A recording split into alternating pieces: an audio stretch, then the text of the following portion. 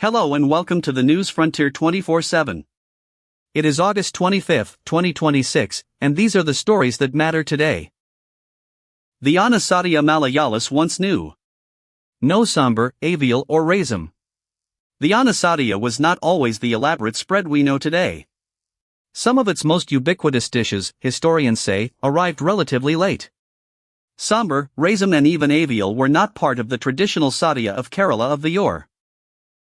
Tens of thousands are still under evacuation orders or warnings amid human-caused, wind-driven blaze. The hawkfire is about 27% contained, authorities said on Monday afternoon, 2 days after the fast-moving, wind-driven wildfire sparked near Reno, Nevada.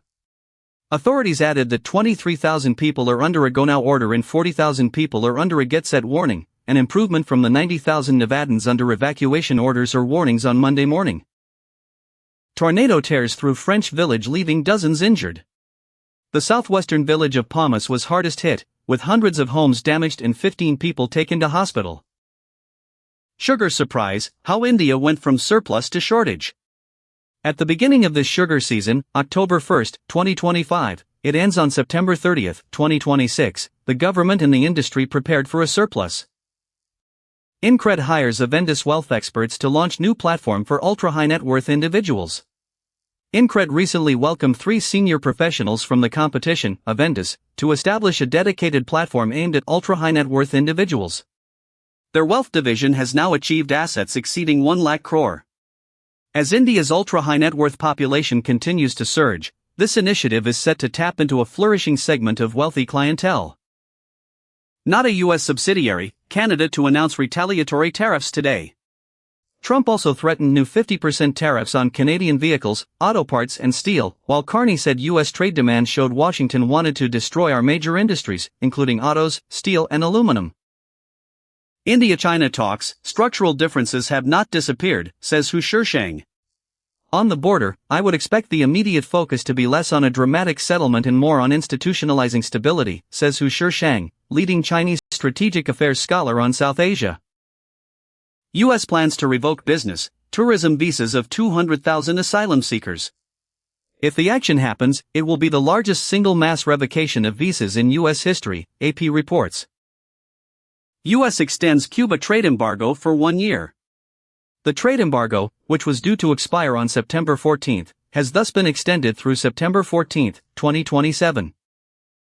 Canada to announce retaliatory tariffs against the U.S. amid escalating trade war.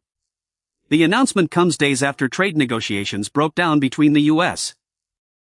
What leverage does Canada, which sells about 70% of its goods to the U.S., actually have in this spiraling trade dispute? From Gen Z wave to heat in 150 days, Ballin faces street anger, parliament pressure, and party unease. Stock market today: all you need to know going into trade on August 25. Stocks in the news, big brokerage calls of the day, complete trade setup and much more. 70,000 social and affordable homes to be built across England as part of £39 billion plan. Funding has been granted to Greater Manchester, the West Midlands and West Yorkshire, as well as £6 billion for London. Lead School targets 20% growth in FY27, eyes IPO in 2 to 3 years.